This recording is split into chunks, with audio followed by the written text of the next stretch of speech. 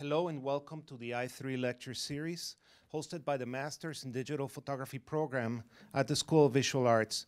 We are thrilled to welcome two very talented photographers, Ashlys Stohl and David Carroll, who are also the co-founders of Peanut Press. Ashley is best known for her acclaimed series Darth Vader, which tells the story of her visually impaired son.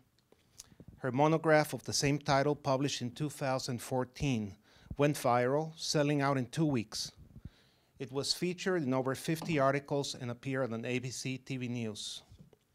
David is the author of 4 monographs, 40 Miles of Bad Road, All My Lies Are True, This Is Why We Can't Have Nice Things, and his latest, No Plan B. He also recently completed a trilogy of books, Where's the Monkey, Here's the Deal, and All My Pictures Look the Same, with Café Royal Books London.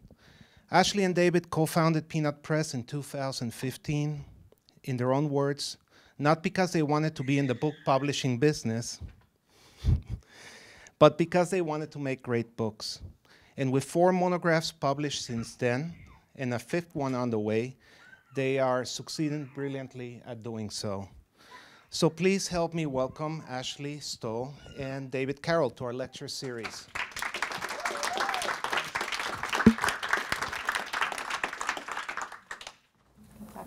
Who's going to start? Me? Well, Weirdly, this is the first time we've done a talk together. it's the first time I've ever spoken in public. It's very nervous. I'm very nervous. It is a lie. As a matter of fact, I speak in public. I was just speaking publicly in the subway on our way here. I was trying to show Ashley, who's from LA, that on the subway, nobody notices anything. All right, so this is a little thing. Let me start this with, often you get interviewed when you make books and when you have a little company and do these things, and you're always asked the same questions, or often asked the same questions. So whenever I do a slideshow, I have to come up with something clever to say. So this is from an interview. What I've done now is, instead of coming up with new answers, I find my best answers in other interviews, and I use them repeatedly. So this is from an interview because I thought it was kind of clever. But I also think it kind of talks about, let me preface it, we're going to talk about ourselves first and then Peanut Press, because like how we got here. Like, a lot of people start publishing companies and go into photography, and I look at them generally as leeches who latch on to the thing that matters, which is photography, and they would have nothing without us, the photographers. I don't know if that's subtle enough, but that's how I look at it. Without us, they don't exist. Magazines, galleries, anything. So we come from a world of photography, and we make books, and we have a lot of things planned, but I think it's all based on the photographer's mindset, which photographs come first. So this is my little spiel about myself, and I'm guessing if I hit this button, it goes to the next picture. Yes! What? Is that what it says? It's missing a line. It didn't matter. It says I'm a, but you already know that. That's me at the Photo Eye bookstore in New Mexico, which is a great source for books. And I'm not just saying that because they sell all my books, or Peanut Press's books. And by mine, I mean Peanut Press, Ashley and my books. I may say my, but I mean us. That's the royal my. The royal my. I think this is the most succinct way of describing photography when people ask me about my photographs. I left out a Kudelka quote, but I think this is pretty much, every photographer here pretty much knows this is the deal. And if you don't look at it this way, you're probably also a writer. So I start with this one as your chance to leave. So these are my photographs, and I'm just going to give you a little taste of what I photograph. I've been doing this since 1979. I'm 38. So, so we're going to run through a few pictures. This is Long Island. My new book. So Leica came to me, Leica, the camera company, about a year ago or 9 months ago, whatever it was, and they were super nice to me and said, we'd like to give you a show and maybe do a retrospective of your work. And I said, so you're saying I'm fucking old? Is that what you're saying? And then the guy got all apologetic, said, no, that's what I meant. And I said, no, I was kidding. So this is the new book, and Ashley is the designing side of Peanut Press, and she designed this on an airplane going home, and I loved it so much. It was like instantly. I think she sent it to me from the plane, you know, and I said, this is great. And then she, you know, tweaked it, which we'll talk about later, how you tweak stuff. But so that's the cover, and that's the special edition, because I always believe the photographs are like the real thing, the only thing that matters, and the closer you get to that is a book. So with this thing, you get the book, you get the photograph. We did a white cover because I thought that was cool. And at the end of the day, at Peanut Press, we just want to make stuff that's cool, that we think is cool. It may not make money, but at least it's going to be cool in our eyes. All right, so that's that.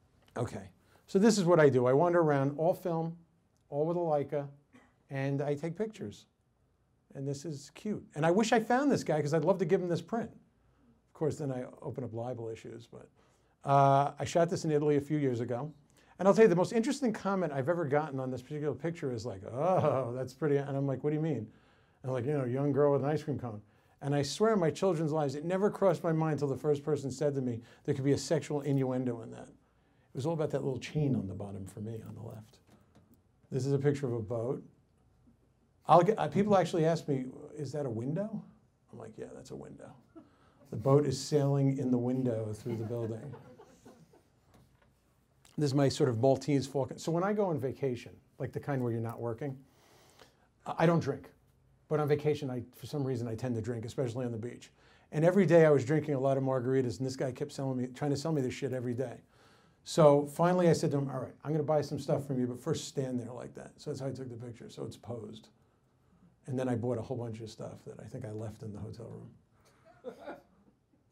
room. All right, so this is interesting. This is me stealing Robert Frank's idea from the Americans of the Montana picture through the curtains. I've been in hotels since I've been in my, you know, when you're a photographer on assignment, you spend a lot of time in hotels, a lot of time alone. I always wanted a good out-of-a-window picture.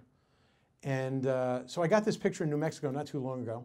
I was actually at Photobook, the place we saw earlier, doing a book signing, which was paying for my trip. So that's pretty cool, right? And I was sitting in the room, and I took this picture, and I really liked it. And it was in a show, and somebody said, oh my God, did the guy jump out the window? And that had never crossed my mind. But the answer is yes. This is the hotel room. This is the hotel bar. So I was on the road with my friend Joe, who you'll learn about later. You'll care. You'll see why you'll care later. And we got to the hotel, and it was really cheap. It was like 60 bucks, you know, down in, I think we were in Paris, Texas. And the guy said, for like an extra 10 bucks, we'll give you the honeymoon suite. So the honeymoon suite was the room with this extended off the side, this beautiful bar. So we moved in. Can everybody hear me? Well, then could you laugh a little more when I'm being funny? No kites. There you go.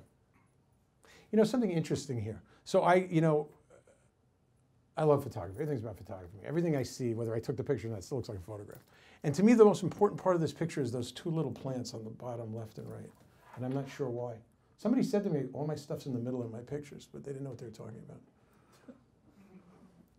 This was actually, was this the first time I met you? No. Okay, this is the first time I met her. It's not. Okay, I have a great-grandfather buried in the Mount Zion Cemetery in Queens, like those crazy old cemeteries off the LIE. Yeah. I'm saying that like I know what that is.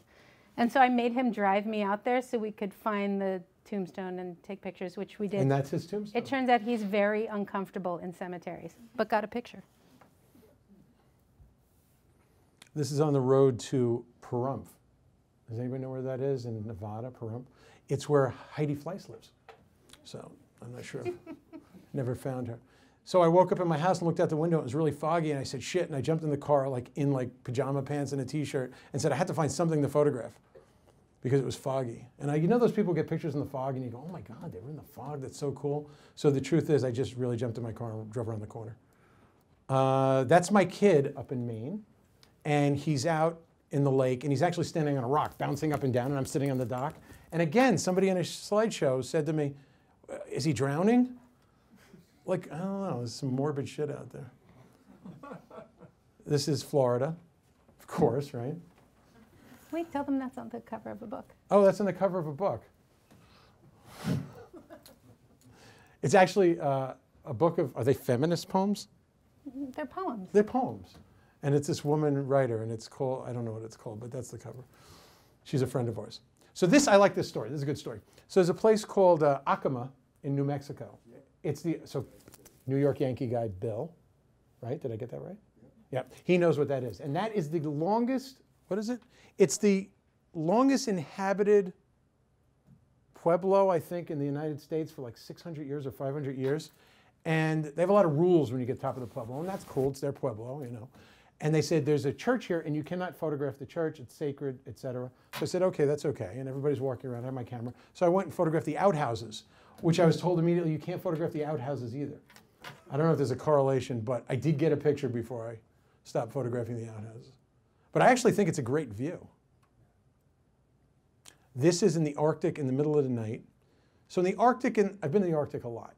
I would go for assignments and then shoot my own stuff. Part of my deal throughout my career was I do assignments and then do my own stuff on the assignment.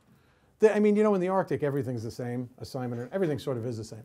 So this was in the middle of the night, and I was there in the time of year where the sun just circles. And I went outside and I saw these guys standing there. It might have been my first trip there, maybe my second.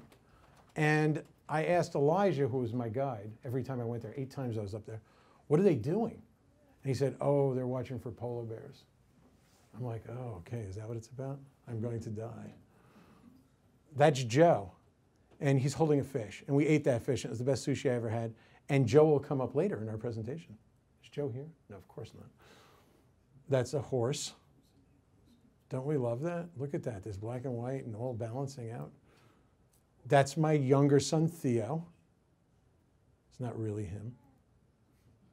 Although it's titled me and Theo. You know, this is sometimes where I talk about why film is better than digital for me. If I was shooting this digitally, I'd have my ISO up at like 3200 or 6400 and be shooting at a 250th at f4. And this would be crystal sharp, and I think it would ruin the picture instead of shooting 2.8 at a 15th or 30th, panning with the subway car. And I think the fact that her eyes are in focus and everything else is sort of is the reason I need to use film. Even to this. And by the way, do you think she's looking at me or not? Because I still am looking for a consensus on that. I suspect she's not. Okay, speaking of people, I was in New Mexico and somebody asked me, did you bring that with you? I said no, but I took it when I left, because who would waste that?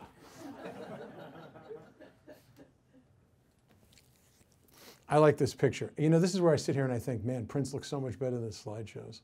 But this looks good in a print. I don't print my own stuff. As I said earlier, I don't print my own stuff. I look at it like I'm writing a song and then somebody who can actually play musical instruments plays it.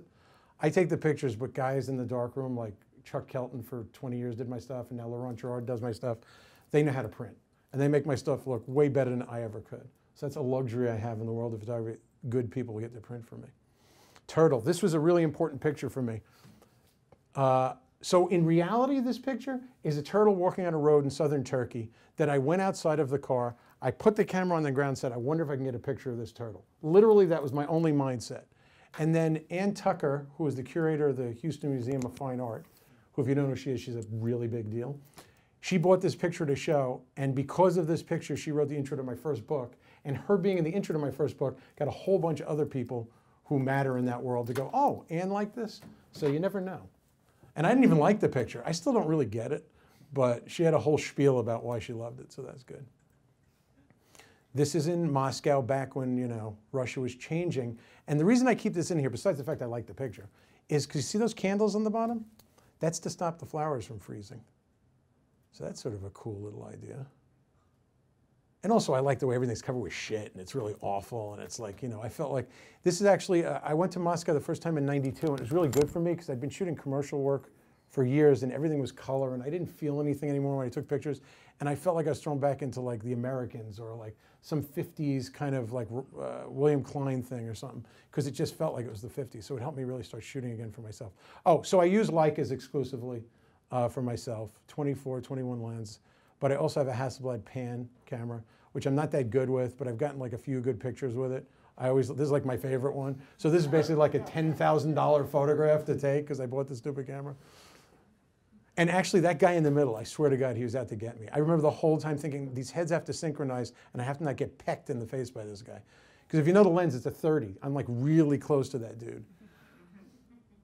And that's the tushy of a cow. Costa Rica, I mean. So this is interesting. This is in the Vatican. I used to not say where this was, but apparently I foolishly wrote that. There's a Raphael painting above a window. And nobody can see it because the light is coming in their faces. And it's this important painting, and they're all going like this every time. But then they told me that guy died of syphilis at 26. So maybe that's why they do it. Ann Tucker had the best line about this. She goes, why is he wearing a snorkel if you can't see under the water? It's not why I took it, but it was actually almost like the turtle picture. I just put my camera in his face. That's a bubble. This is very ominous, right? I don't say what this picture of, but we never saw this guy again. This is no metaphor here. This is, and by the way, you know, I tell people, like I have students or people I work with, I say, go out in the rain, shoot in the rain. You ever seen a picture in the rain? You have to be in the rain to shoot it. But I just stay in the cab and lower the window. I don't get wet.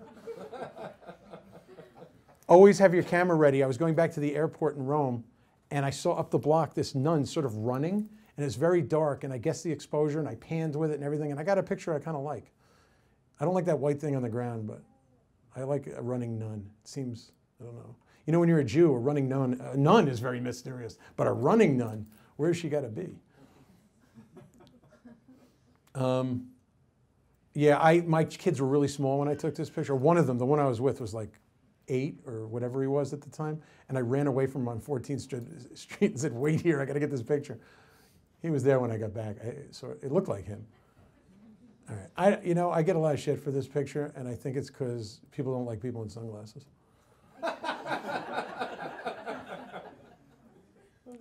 I swear to God, if this guy's name was really Anthony, how cool would that be?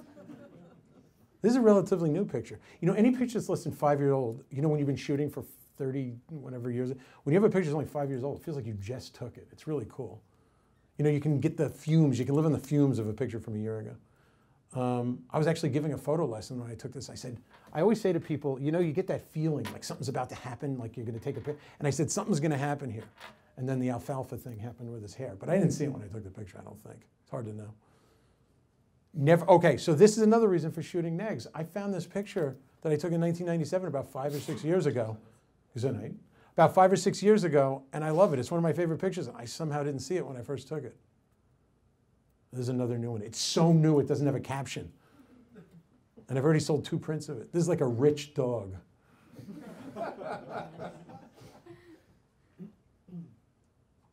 Anybody here not remember telephones? There's kids here. I know there's kids here. These used to be everywhere. And those are phone books. See those things hanging there? Those are Google. I was actually giving Ashley and I were shooting together. I didn't say a lesson. And we saw this guy. I said, go take, and then I chased him down and took this picture. No, I gave you that picture. She allowed, you know, when you're shooting with other people, which I rarely do, you kind of got to say, take it, because otherwise you're like a dick, right? Because you just ran in front of them. So that's my, so the reason I did that is to show you how I take pictures, what I do. That's sort of my shtick. Now it's Ashley's turn. Get a little of her, and then we'll talk about Peanut Press. So here we go. Here's Ashley. Wait, was that for me being done or her starting? Both? All right. Wait, I want my water. Okay. All right. Hi, guys. I'm also known as that girl that hangs out with David Carroll. I'm Ashlys Stohl. Oh, oops. I live in LA. I'm married to that guy. I have 3 kids. And you said you started shooting in 1978? Like seriously, 78, 9. Yeah. When I was 6. She was that one's age. So I had been a stay-at-home mom for a while. I'll talk to the mom in the back. And you're a little bit of a service industry for a while, and I don't know a single mom that hasn't gone through this, where your kids start being in school all day, you start remembering like, oh, I used to be a person. Like, I had interests and did things, and where did those go? I remember going to a concert and thinking like, oh my God, when was the last time, like I like concerts, what happened to them? And so I started doing photography. I don't know why. I think I dated a couple guys that went to Brooks in college. Not really sure, but I decided to take it seriously. That's how I put it to myself. And I went down, since I'm in LA, there's only one place that you can find a lot of people. You guys have the luxury of going out on the street to find weird things going on and people to photograph. We have Venice Beach, where I grew up wanting to be Olivia Newton-John and roller skating. And I went down there and started photographing the skaters. And I remember sitting there, this was like the first time I'd gone down there, sort of crouching down, watching the guys go around. And I knew where this guy was going to come in. And the minute I took the picture, I thought, oh, I've been watching this my whole life. I know how to shoot this. So I would drop my kids off at school. And instead of meeting all the other moms for breakfast to talk about the other moms, I would go down to Venice and wait for these guys to wake up, get high, and come to the skate park.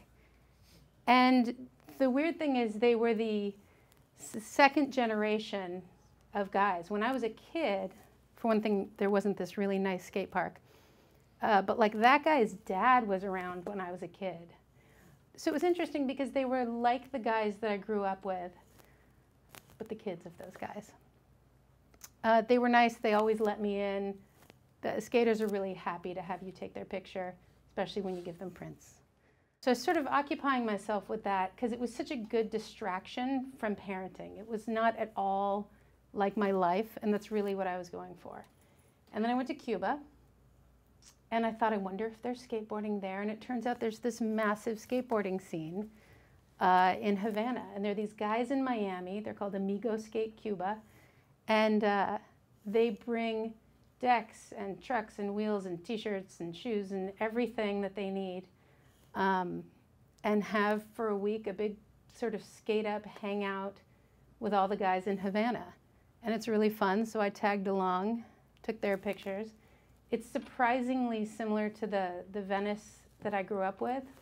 They're kind of making do. There are all these dry fountains in Havana, and they skate in there. It's sort of the same as all the empty pools in the 70s. And again, you know, you're running after a guy holding on to an old car in Havana, and you're thinking, I was driving carpool last week. Like, where am I? But the problem with shooting something exotic or some other culture or some escape that's outside your immediate world is that you leave Cuba and you get home and you're like back to your life. And around that time that I realized this, like there's only so much fussing I could do with the pictures on the computer, someone said this to me, please never say this to anyone. As a stay-at-home mom, you do a lot of things, but you can't necessarily name what it is you do. And when you try, it doesn't always sound incredibly important. Now I get that one. So I started this sort of angry, vengeful, like, this is what I do. So it was like, I get stink eye from my daughter. This is, for a while, like a week, I was photographing, in my head, the project was called Shit I Picked Up. This is like, I went to the market. These are the weird running twins in our neighborhood. They wear the same outfits, and as my daughter points out, they have the identical sweat patterns on the back of their shorts. And I asked them, they were just sitting there, and I asked them what they did. And they said, in creepy unison, we're actors and models. And then when I came out of the market, they asked me what I was going to do with the picture. And I said, bye, thanks, and got in my car. And then what's interesting is that for all of my trying to document the drudgery of being a stay-at-home mom and running a household, you realize like there's a lot of fun, silly stuff. So there's like finding people who are not good at hiding. There's, I don't know, we talked to a horse for a while. Forcing my kids to get out of the car and take pictures because I decided it was a good idea to take them to Vegas. He's waving at the train, by the way. I love that. And the rest of them are going, can we get in the car again? There's the pool. You can see the one smiling is not the child of a photographer.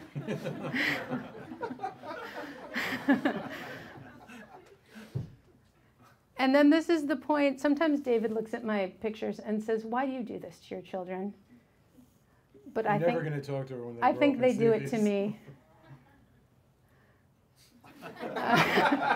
So you know when you're going on a great trip and someone says, oh, can I hide in your suitcase?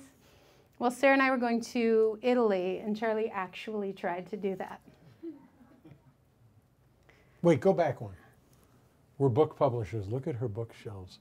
Ooh, this is about loving books. Right, but these aren't like fancy volumes. This is the crap people it doesn't matter. actually read. This is like every Dune book ever written. Listen, we're trying to pitch books. Oh, okay, books. Yay, books. What's interesting is that I really had this dividing line between the like escapist photography and photographing my house. And Lauren Henkin, who's a photographer and a publisher, came to me. She was doing a project pairing poets and photographers. So I was paired with a poet, Lynn Melnick, who's since become a very dear friend. And Lynn was to take 3 of my images and use them as a seed for a poem, which for a minute was a weirdly hard thing to let someone take your picture and kind of make something else out of it. And so they chose this picture, this picture. She's New York based, but she's from LA and writes all about LA. And on this one, she called me and she said, you know, like, I'm stuck on this one. Can you just talk about it a little? And I said to her, oh, well, okay, this is a place I used to go as a kid. That guy's dad used to be around. Like, haha, it's not the first time I was lying on my back looking up at the skaters. And joke. And I realized, like, everything I had to say about that picture was actually about me. And that perhaps it's all about us, you know. So I gave up the idea of trying to escape, and I gave up sort of the concept of really projects or anything, and just decided it's sort of all about me. There's my daughter, / me. Around that time, that guy and I started talking about my work. And I had this idea, I'm a book person. So a lot of people think about galleries, and that's their goal, is art on a wall. For me, it's a book. And I sort of had this thought of, like, what is my book? And he's like, you're too early for your, you know, career defining. You know, I was having the who am I and how do I state it in a book? And that's just too much for anyone to think about, unless you're like dead or you've been doing this for 30 years, sorry. But he said, why don't you do Darth Vader? And it was this funny little side project I had been doing, mostly for the benefit of my in-laws, Charlie's grandparents. So my son Charlie is visually impaired. He also loves Star Wars, and he loved the bad guys. Like, he loved Darth Vader. We could not get him to root for the good guys. And he came to me when he was really little, and he said, this is a Darth Vader outfit. And I was playing around with the 4x5. By the way, I had the back on upside down. I'm really not naturally a large format person. There's too many jobs. Wait, can it be upside down? Yeah, it can. Light leaks. But I like it. So that was the first Darth Vader. And we had all these funny pictures of him doing weird stuff. So we made this Tumblr so his, you know, aunt and grandparents could see all the funny pictures. And I would actually find him doing this stuff. Like, I don't know what this is. He's in a bucket with a life jacket and a Darth Vader helmet, just sitting there in the hallway. I don't know why. So I started taking these pictures. And wait, let me say something about this, because this has, let me interrupt. We agreed we could interrupt each other. Well, I agreed really we can't could. stop it. I kind of agreed. So this is interesting, because this speaks to a lot about, and I know this is like a broad, you know, stroke, but everybody wants to have a book now. And when Ashley and I started working together, she wanted to have a book. And I think when you've been taking pictures for 10 years, maybe it's not the time to have a book yet, because maybe you're not ready for a book of 40 pictures or 70 pictures to define you. And one of the great things about Charlie and Darth Vader was she had a few of these pictures, and they were sort of brilliant, and they were unique, and they were really personal. So if your first book, and this worked for Ashley, and she touched on it for a second, if you focus on one little thing like this, because a little thing is a big thing, the more specific, the more general, I thought, well, we can make this book, and she has no responsibility like, this is me as a photographer. It's like, this is an interesting project that stands on its own, and I thought that was a really great way to approach books. Instead of going, I just want a book, because everybody wants a book, this was something where I thought it made sense, and if she could take enough pictures, because in the beginning, she only had a handful of pictures because she was doing it because it was fun, which is a great reason to take pictures. And then, so yeah, I just wanted to say that I think it's a great way to approach book publishing if you're a photographer. Go ahead.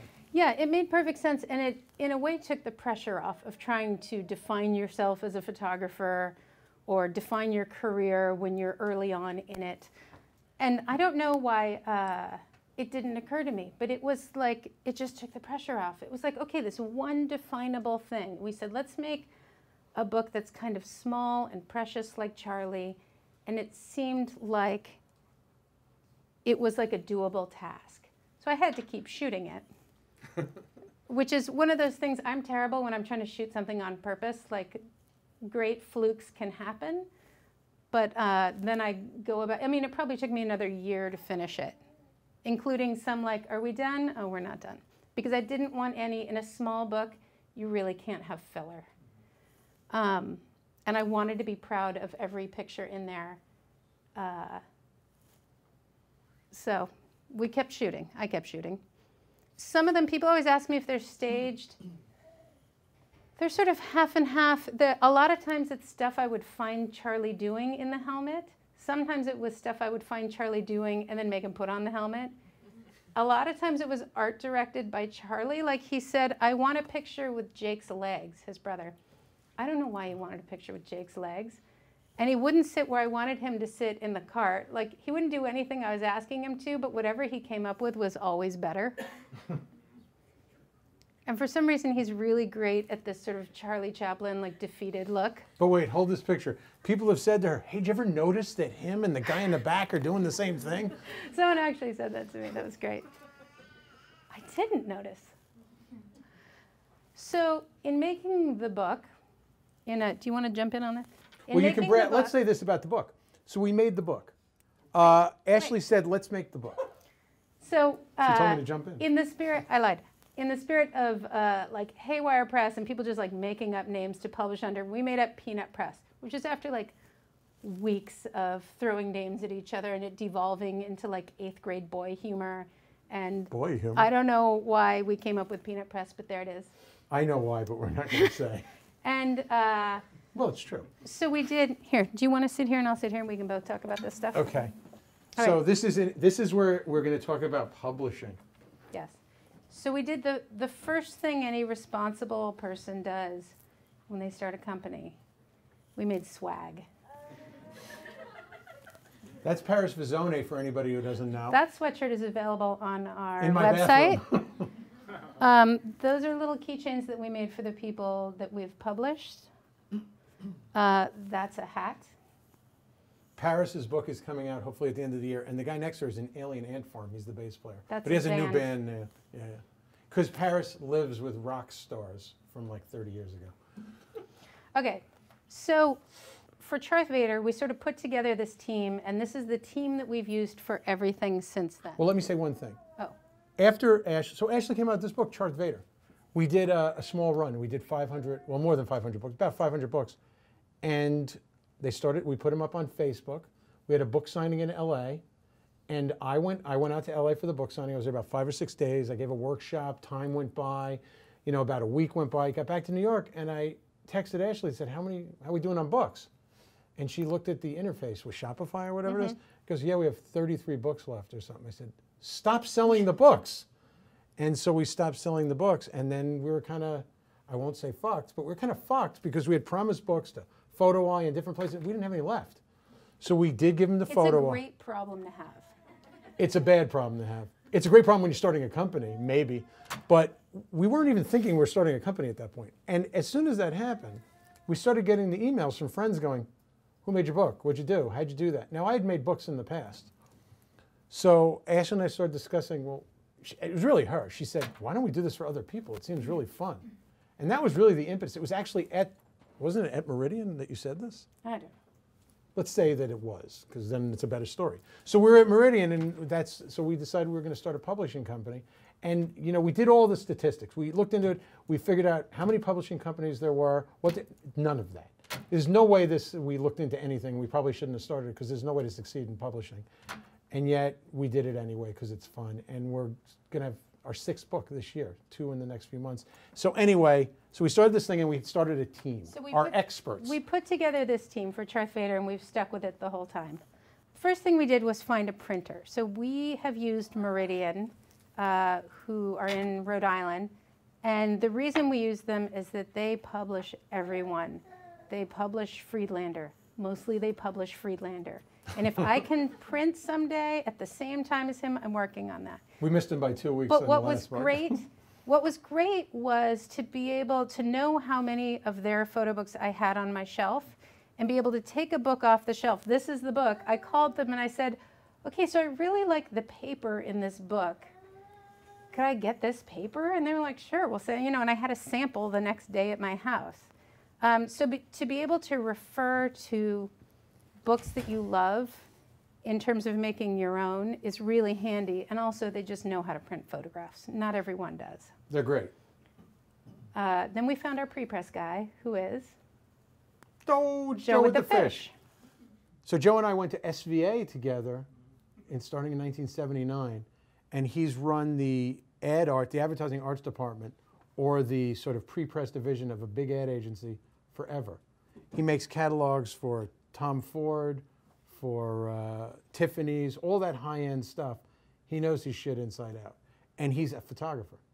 That's why he's there with me. And he knows photography. So you know, when you have a printer, whether it's black and white printing, color printing, or making a book, if they're photographers and they understand what they're doing, you're on another level. From like, you know, it's like web design, it's like anything. The people actually want to know, you know, who understand it are going to be better. And Joe knows everything inside out of it. He's sort of like a mad scientist too. So it's a good combination. So Joe does all our pre-press. You go. You do the over button. Over. That guy. He does the editing and sequencing. He's a little bit full of himself, but he kind of thinks that he understands how shit works. So we let him do it because otherwise he won't play along. Design. We let Ashley do that because we can't afford it. I mean, let's be honest. Because he can't use a computer. No, Actually, it's true, I do my best work on airplanes. I did most of this PowerPoint on an airplane. That is actually true. Okay, so we're going to talk about the process of making a book. And the pictures that we're showing of the process, we've kind of combined all the books we've made. So far. So far. Not the future ones. Actually, we do have one in. That's true. Oh, I don't know if it made it in. We really believe in laying out prints on a table. You just can't edit and sequence. I can't edit and sequence on a computer, and probably because I never have.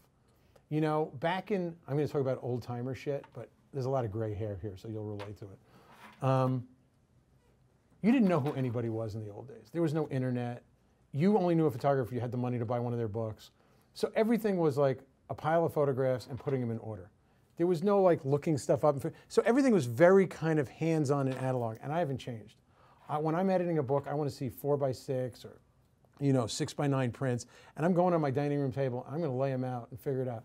I'm relatively fast at it. And by the way, you can see a rare color Darth Vader that didn't make it into the book. We debated how to do that, but yeah, that probably increases the cost of the book by 20% just to change the plates and do all that stuff. But it didn't even make sense. But little Wes Anderson, right? Yeah. So this is literally my dining room table, and literally the book. And that is the sequencing for the book. The bottom left, horse fence, I didn't have a print of. Horse fence. My former employer, CBS. Aren't I cool? So what we do is we make all our books from prints unless it's a digital photographer. We've had both. And we make the prints, and the way I look at the print is the final. The negative is sort of a first offer. I go with my neg to the lab. It's like, start with this, and let's see where we can get this to where I want it to be. And me and the printer and I will sit down and figure it out. And this is me and Laurent trying to figure out prints that I didn't have made yet for the book. Which book is it? No Plan B. So we get these, and then we literally take these prints to the big old drum scanner, and we scan these babies. Then it's cool because you have a box of prints that's your book. Yeah, it actually is. You know, you have to, and then when you have a show, if that ever happens. So anyway, so then we scan. I probably should have picked the same print as he put on his, but anyway, and this is Joe. And Joe gets in there and he figures out. We don't know what he does. We don't, but it's also, it's ink on paper. And this is big, and this is where you need experience. And this is where Meridian and Joe, with combined, 75 years of making this shit, they know how to make the ink go on the paper and look right. It's not like a darkroom. So it's critical that he knows what he's doing and they know what they're doing. And that's one of the reasons we could make cheaper books and ship them out to, nothing against Korea or China, but we're not flying there, it's a fortune. And even though the books may be half the price to print over there, we're not in control. And we want to be in control. Yeah, the other thing that... It's not fun if you're not in control. I mean, I'll make T-shirts if I'm going to ship them from, you know, China, so. The other thing that Joe would want us to talk about right now for about half an hour is that it all looks different. Your darkroom prints are silver fiber paper, that's one thing. An inkjet print is a different thing. How something lays on the paper when you print offset is a totally different thing. So you're never going to match completely. It's always about getting the best offset version of this print, getting the best and getting the same feeling that's consistent across everything. And as a side note, well, we'll get to that in a bit. Is the picture with the print and him making the print? Okay. So anyway, so Joe goes in here and he does Joe magic. And you know, I've known Joe since 1979. So I'm a Joe whisperer in the sense that Joe and I can talk and figure this stuff out and make it work where, like, you know, we've been shooting together and doing stuff together for so long we can get things done without even talking about it, and it works. So now here you have a print and you have the first set of proofs. So if you're making your book, you can see here my print is warmer than the proofs, but that's sort of irrelevant because we're going to a duotone, which is just 2 inks and a varnish. You can do a quadratone, which is 4, or a tritone, which is 3. And you figure out, and Joe's really good at deciding what we need. Like, do we need a duotone? Can we pull it off with a, you know, a duotone versus a quadratone? And actually the book we're making right now for Victoria Will, which are tin types, is going to be 6 wells, right? We don't know yet, but it's going to be a really interesting process because we have to do a lot of layers to get it right. But that's Joe and Meridian figuring out how to do it right. This is a set of proofs. Sometimes you get them on a big sheet. And these are, so now here what we're doing is Rami Narula did this book, and he's having big success. He's had like 10 shows since this came out, and he's running around Thailand going, my life is, and I had a baby yesterday. All because of his book, because of us. He had a baby because of us. So it all worked out. He liked his, David? He named it David. He did. It's the only kid in Thailand. Then. What's interesting, actually a funny design thing about this, is that we were picturing the cover to be black because there's so many, I don't know if you know his work, but a lot of sort of dark, shadowy tones in there. And when we saw it printed out, when I saw it in this big sheet, I thought, oh my gosh, there's blue. There's blue in every single picture. And that printing the proofs like this changed the color of the cover of the book. And by the way, if you shipped it off to another country and had it made, we'd have a black cover and probably not like the book as much. So, I mean, I think that's important. Every little detail adds up to something, I think. You know, but anyway, the other thing about Remy is we made these separations, or Joe made these separations. All his shows now in Thailand that he's having are printed from the separations for the book. He loved them that much. So here's Richard Bram, who you may or may not. And so when you're making a book, you need charcuterie. Oh, wait. So you need snacks. That's key. And alcohol. I don't see any alcohol. This must not be real. I think it was early. Okay. So this is, we're doing some proofs. So Joe brought proofs over for Richard before we went on press. And this is, again, critical because you can get close before you ever go on the press. If you're this book was digital files, wasn't it? Yeah, he's all digital. And so this was his first chance to adjust how he wanted the prints to look. So you have to sit down with every single picture and talk about it. And actually there's some good, in the next slide there's the notes. So this is from Darth Vader with some of our actual notes. This is probably what I wrote on it the first time I saw it. Where'd that come from? That's not in the book. Like this is where you're realizing what he's working on and trying to fix So I'm giving how notes like this to Joe. This is part of the back and forth thing. Ashley's telling, because she's in California, I'm in New York, and Joe's in his office. So we're all three of us going through this, with like looking at the proofs. Oh, this is the design process. That's me in my bed with my dog supervising. That's Oscar. So with Richard, we came up with this idea to do a threefold, which he loves. And I think it worked out, the patterns of his work and every, you know, it just, so this again, why is this here? Design process.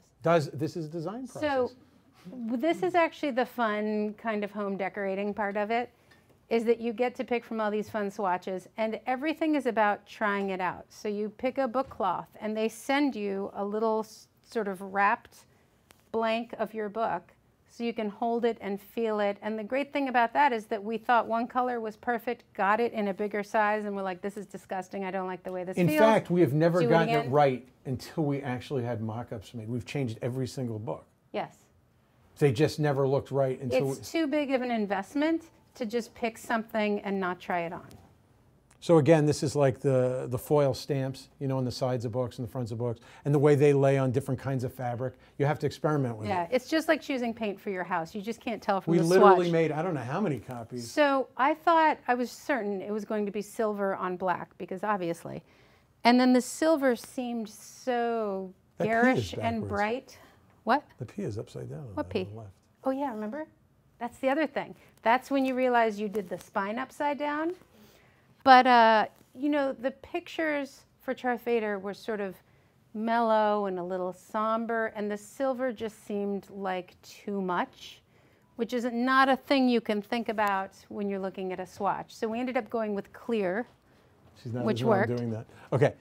No, that's it. So you can see the different debossings where they stamp it, and they make you these samples, and you actually go home and you start deciding. You know, I think we did about 6, 7 different ones, and I think in the end we picked one of the 2 we thought it was going to be. But for the $300 or $400, whatever it is you spend, it has to be done. Lori, did you look at this stuff when you made the last book, or did they just pick it? The one in Germany? Yeah. They just picked it. Yeah, that's what I yeah. So then you get what's called an F&G, which is, they run some, are these digital prints? No, this is no, this is the offset. This is they folded after we printed the book and made sure it was right. This is after the printing. So now you've printed the book. Actually, it should be later in the thing. But anyway, they take the book, which is, you know, bound into these different sections, and they fold everything and put it together, and they say, look at all these and then sign them. Because if you don't approve these, we're not going to fold the book up. And if there's something wrong, tell us now, because otherwise you're going to have a bunch of books you just bought that are... This is one of the terrifying stages. When you're printing, and you'll see the sheets later, the way it's laid out, they're all over the page. And so you can't really tell if it's laid out all right. This is like the moment when you realize, did I put these in order? Is something upside down? Is something like hideously wrong? This is one of these moments. He doesn't get scared. These scare me. Whatever. Anyway. So this is them getting drunk on the way to the You printer. take So the this- train to Meridian. We got stuck near what I think is a nuclear power plant in Connecticut. Is that a thing? I don't know. Looked like it, so we had a drink. And then you got there. Notice that's why it's blurry in the bottom left. So then we Okay. okay. So then we got there, and it's printed out. This is another scary moment for me. They've run a sheet on the big press, and you go and you see what your pictures look like. See if you've made a horrible mistake. So this is Richard Bram seeing his first sheet. Meridian's so good that I honestly believe we could have run them without ever going on press. But Joe we ended up changing almost everything, but it's all so close. It's like the fine tuning. It's like it's like cleaning your glasses. Like you think everything's fine, then you clean your glasses and go, whoa, that is better. Yeah. And that's what Joe's real job is. So in between checking the sheets, then you go into the conference room, which at Meridian is like this amazing photobook library. So you sit there, and actually this changed my book a little bit. I was looking through some Irving Penn book, and I really liked his end paper. And I said to Bob there, can I get this end paper? And he was like, sure. He runs in the office, he comes back and goes, $432. And you go, oh, Okay. okay. And that's great because look at, I mean, there's the Nick Brandt book with the elephant on it. There's the Lee Friedlander, you know, all the books that look good. That's the Avedon book up there that Elizabeth is not here, but I think she designed it. And then there's a lot of goofing around. This is not goofing around. Important work / That's running the to big Panera. ass Heidelberg press. Is that a Heidelberg? Yeah. I want to say it is anyway, because that sounds cool. So that's what it's going through. And these are actually the plates that That's the metal plates lay that the they ink use. down. So it's so modern and cool now that you literally bring it up, you sit there and he's checking proofs. What he's doing is the bottom left, the one with the different barcode colors, is what he made before we got on press. And he's checking them to see if they match up. Because you got to have a plate, you know, the light's different, everything's different, you're in a different mood. You just knew that these were okay on a certain day, so when we get in there, let's make sure they're still okay. And he's actually checking to make everything's in register, you know, in like cereal boxes when you see, or comic books, and that's kind of critical. This is Joe early on, because he's still wearing his jacket. And then, so after you've run it, they say, you like have it? to actually sign it. They say sign it, and that's your agreement. It's a contract saying, okay, I'll pay for it now. And that's Richard, all of us. And you know, we want the person on press with us so they know what they're doing. And Rami was in Thailand. Do it. He Dun, dun, dun, dun, dun, dun. This is only here so we can do this. All right. So that was to make Rami feel good. We ran both endlessly books funny. the same day. And this is evidence that we throw away this really expensive paper with the ink on it. Because let's be honest, if I was 15 or 23 in college, these would have looked as good as anything I've ever seen. So, but you still had to throw them away because Joe said so. And it's done. There's your stack. That's part of my book, sitting there, a big pile of book. And this is the final proof, and this is the one where I sign this, and then you get the bill in the mail whether you like the book or not. That's Bob. And what's great about Meridian for us is that's the owner. There's two owners. They're there with you. So they can make decisions, and they can fix things, and they can take care of everything. That's Joe. It's a really long, tiring day. So Joe's at the bathroom door so nobody comes in while I'm using it. No, that's not true. He wouldn't let me in. Oh, and then this day, which is the scary day, because then they deliver your books. And then you sit there going, what if nobody buys them? What the fuck am I going to do with 1,000 books? And then they sit around in boxes. Yeah, and then you throw them out. And then you have a party, and we wanted to show party pictures. We wanted to show Happy Charlie. Charlie agreed to sign about 10 or 15 books at the book signing party. He's like 7. Each one took like 15 minutes. Yeah. This is a 15-minute exposure, actually. No blur. That's how slow he is. He's pretty sure he's famous. And that's Susan Bernstein, if you know who she is, up on the top right. And that's me at my party, so who some of you came to. Jaime was there. And that's us. And that's Jason Ashkenazi, who wrote the afterword for my book. And then this is our theory. Someone's theory. Someone's theory on books. And is this our last slide? Yeah, I think so. That's it. So now you can ask us all the questions about.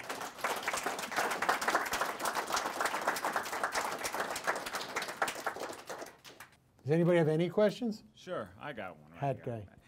Well, first off, funny story. The two twins are actually in the show Baskets that's on FX. They play. Are they really? They got a job?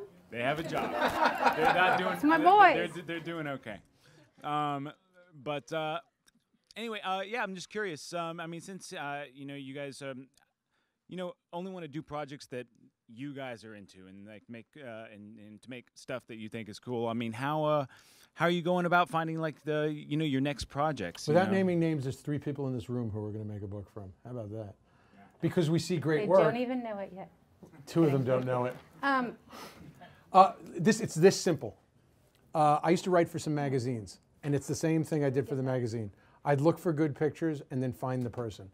That's how I got to meet Lori. That's how I got to meet Jen. That's how I got to meet Jessica, by seeing their work and like approaching them. And it's that simple for us. And we're lucky, we know a lot of people. We know a lot of people. We don't want to make a lot of books, so it's working. Yes. But people also approach us. Well, okay. So we feel like we have a pretty wide circle. I'm sure there are a lot of people that we don't know. So we're drawing from people that we know in one way, because that's a good gauge of knowing if you'll work well with someone. There are people whose work we really respect that we know it wouldn't be a successful project. And that, like, having a good working relationship is as important as anything. We've said no to people who have put out very successful books because we wanted to stay friends with them. But I think... Because you know what? Sometimes it's easier not to work on a project and just be friends with the person. And it's just about it doesn't work for us.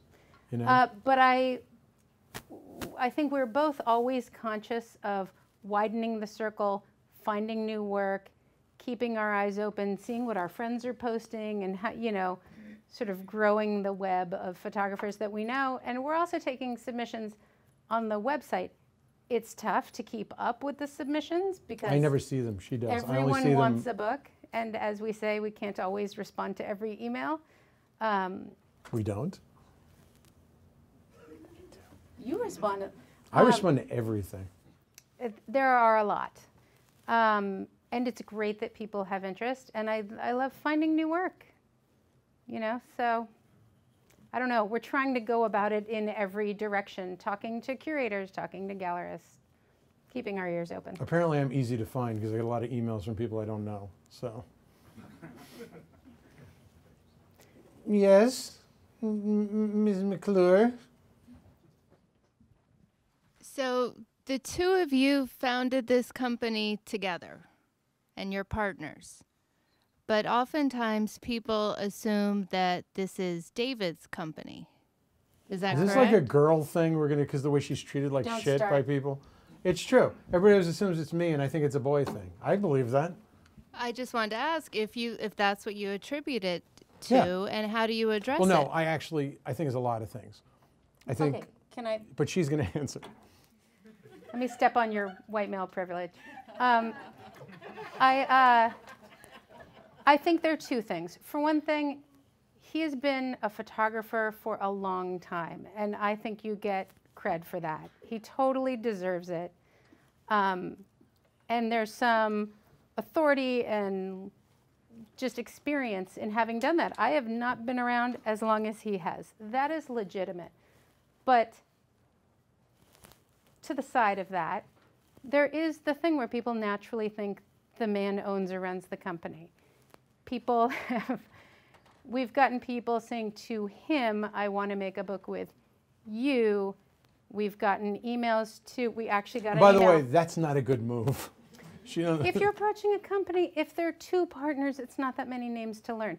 We got an email recently to David, and in parentheses, I wish I knew her name.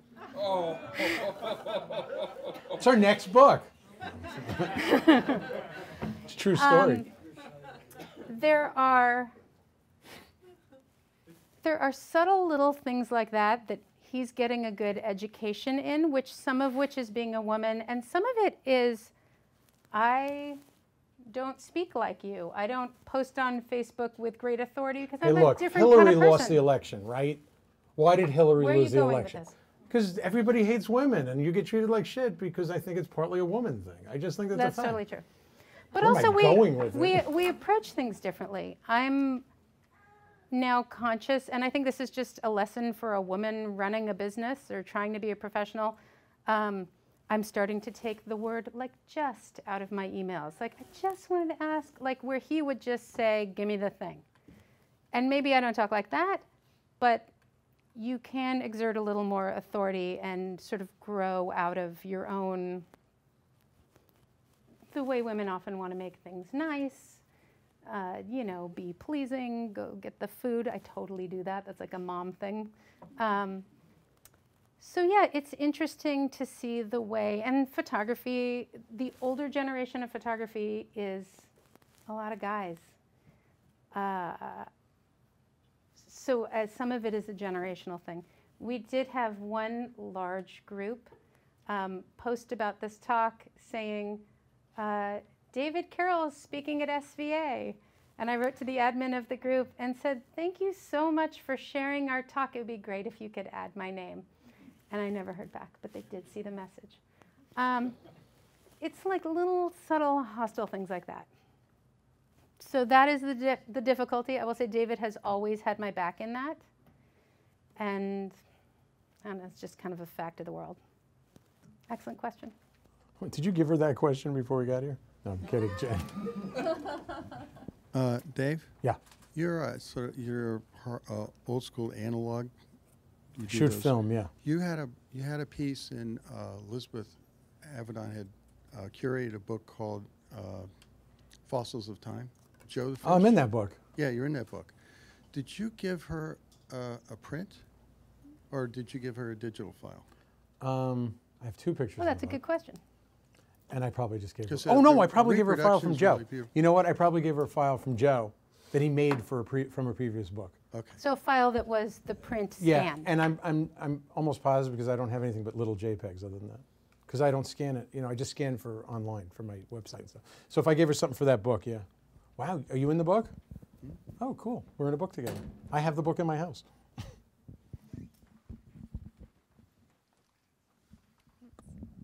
Hello. So books, as you've said, are a big investment, and I wanted to ask you how you go about funding these projects. I know a lot of presses have a lot of different approaches, and it's a lot of mixed feelings You mean about how that. they rip people off and make them go into debt on their credit cards? There and are some presses who do and that. then they have I 600 don't books in think their that you're one of garage that them. So I wanted to ask We have a about different it. deal with every photographer we work with. So there is the gamut from self-publishing, you pay and do everything yourself, and there is Stohl who bestows upon you your book. And then in between, there are all these publishers. By the way, there's an in between Stohl too. But go ahead. There are all these publishers where people pay a large sum and have their book sort of made for them.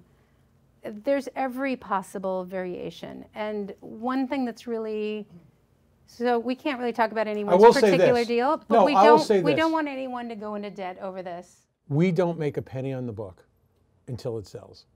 If the books die on a vine, we don't make any money. That's the most I can talk about because everybody has a different deal. But there is no profit, there's no money in it for us if the book doesn't do well. And we can also lose money. But we haven't lost money yet, and we've made money. But absolutely, we can. If we make a bad decision, we can lose money. The other thing we talk to our photographers about is that making a photo book is not like a reasonable way to think you're going to support yourself. So if you have the money and the time and you can do it, that's great, and it's a wonderful thing to do. And obviously you want to think smart about it and set the price correctly and think about the quantity and hope that you can get a return on your investment. You can't always count on it. I couldn't have counted on what happened to Darth Vader at all. I thought I would have those sitting in my attic forever. I will say this, not to interrupt you, but to expand on that. People have come to us and say, we'll pay for the whole book. That's not getting us to make a book. We have to want to make the book. We've also had people come to us who have no money. So it can work in different ways, but I will say this. If you're doing the book for the right reasons, you're not going to come out of this thing upset if you work with us, because it won't get that far. Does that make sense? I mean, if the person doesn't want to make the book for the right reasons, it's not going to happen, so it doesn't matter. But there are publishers who will take you $40,000 or $50,000, and that's not what we deal with on any level. Take your money and ship you 600 books. And I have friends and I know people, and we've all heard the stories, and they're in their garage, and that's never going to happen with us. No, I think that the thing that's unfortunate is that there is kind of a financial barrier to making books, which I think limits the people that can make a book. I think basically if you have more money, it's easier to get a book made. Not necessarily with us, but in the world. No, yes, there's no doubt. You can get it made. And I think that filters what work gets out there. I think it'd be great if there were more grants or more support for people who can't afford the bookmaking process while they're waiting for their giant publishing deal to be bestowed upon them.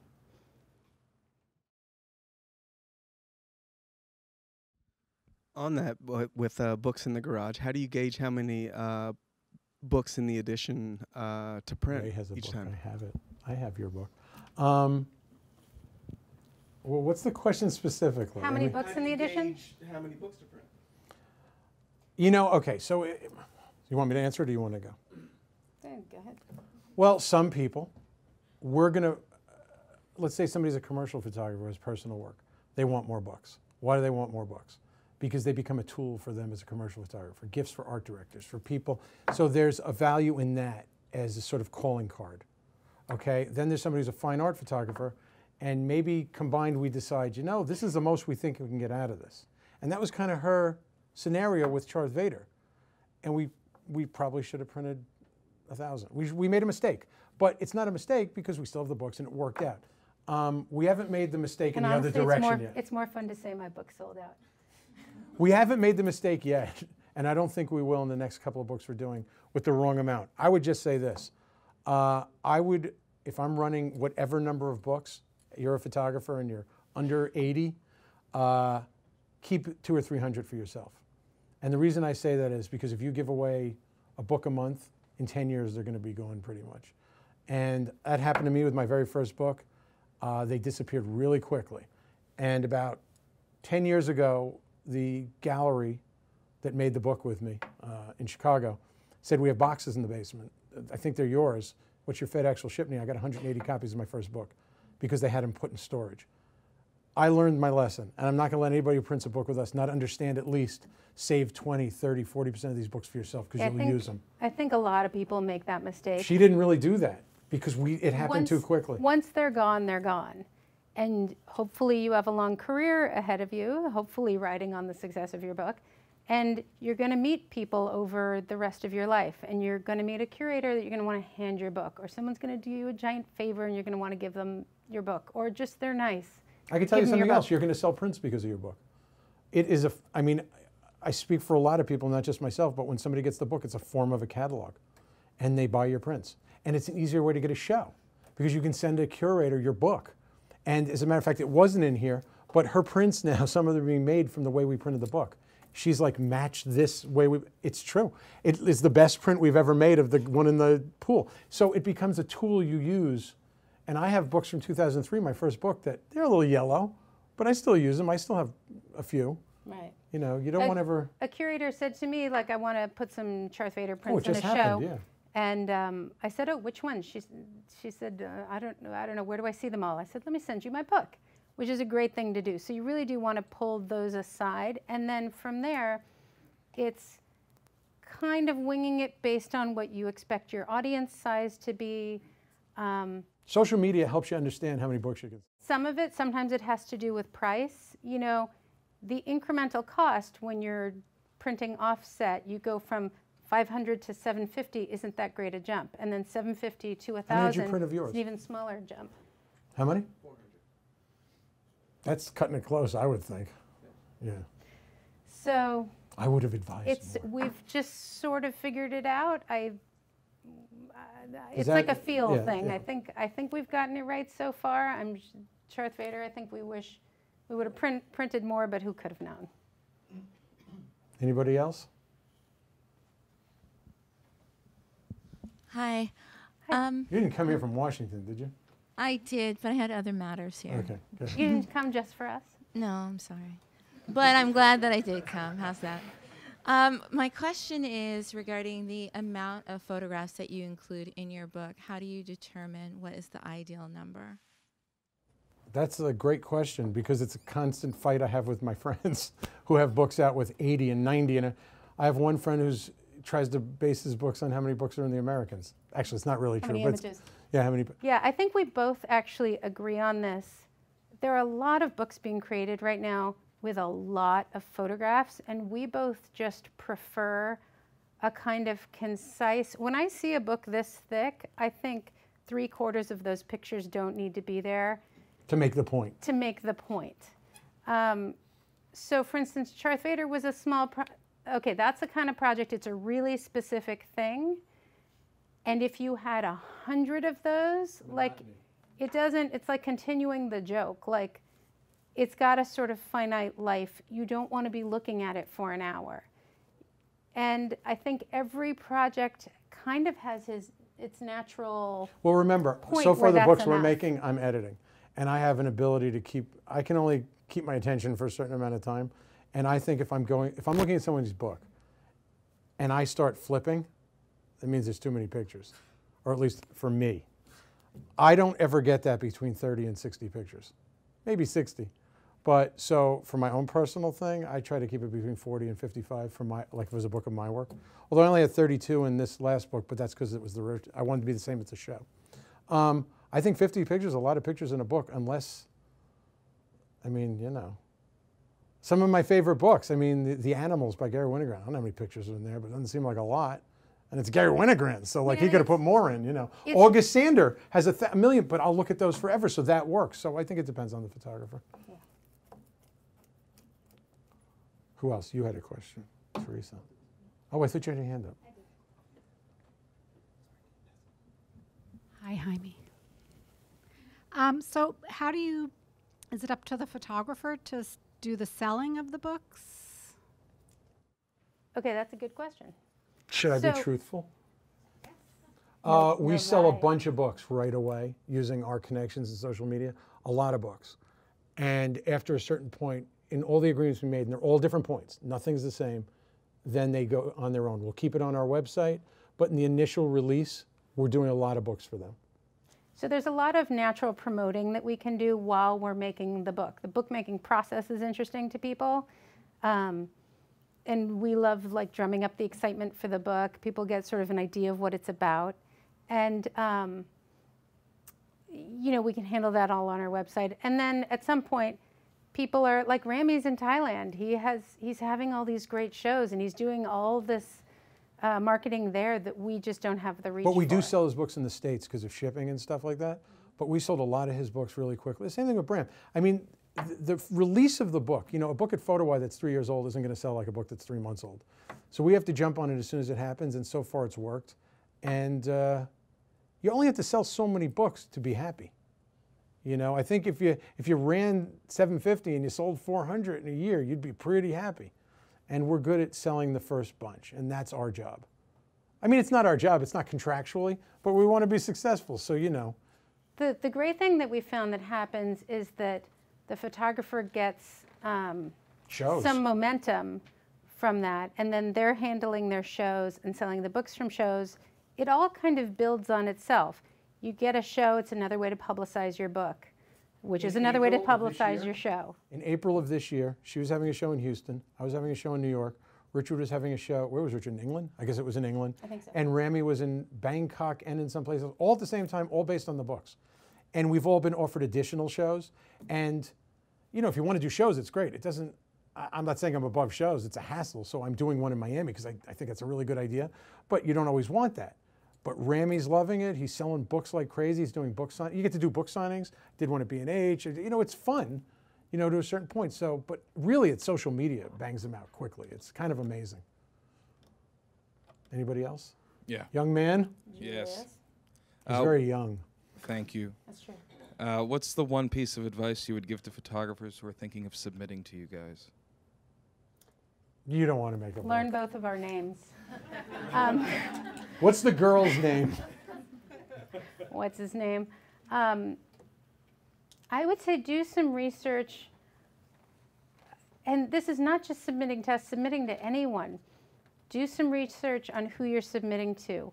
Look at what their books are like. Look at the kind of photography that they're publishing, because this is us sitting around like with our opinions, clearly we have certain likes and certain preferences. And then I would also say I would rather see, as a designer, I'd rather see a bunch of pictures than the design you've crafted it into.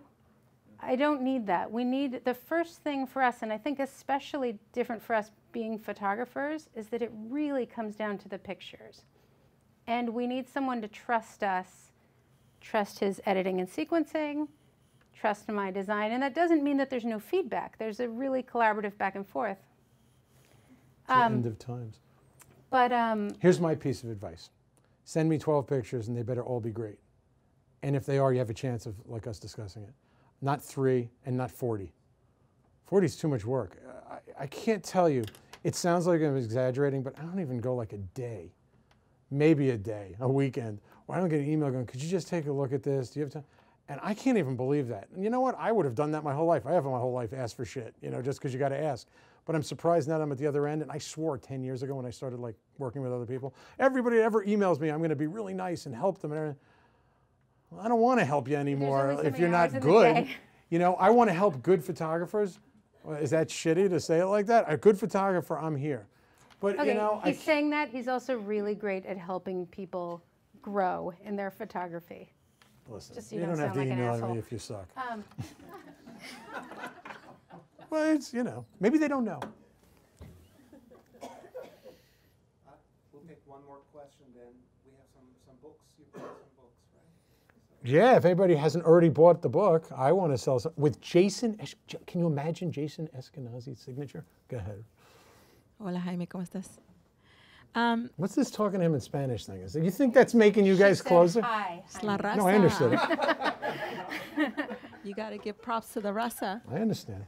He probably thinks you have bad Spanish anyway. Go ahead. Hi, you guys. Hola. Hola. So, quick question. You were talking about not every book, not every project can be a book. So, how, as an artist, does somebody say, this is a project that I see as a book format? Like, what do you recommend as far as visioning a project that way? Did we say that? Not every, well. Well, you mean if somebody comes to us with a project and we like the work, but it's not a book yet, what do we say? Shoot more. I say that anyway. That's not what I mean. Oh, okay. I don't understand the question. You don't understand the question? Okay, well, you had said that... I am drunk. No, go ahead. I'm Always. not. Everybody is, everybody wants a book. I think that a lot of people want a book who shouldn't be wanting a book. So, within the prefix... Oh, okay. What would I say to them? How does a artist decide on their own without consulting, anyone? Let's just say... I understand the question now. Can I start this? The first thing I think a lot of people could use is some kind of mentor, friend, someone outside your own head to show your work to.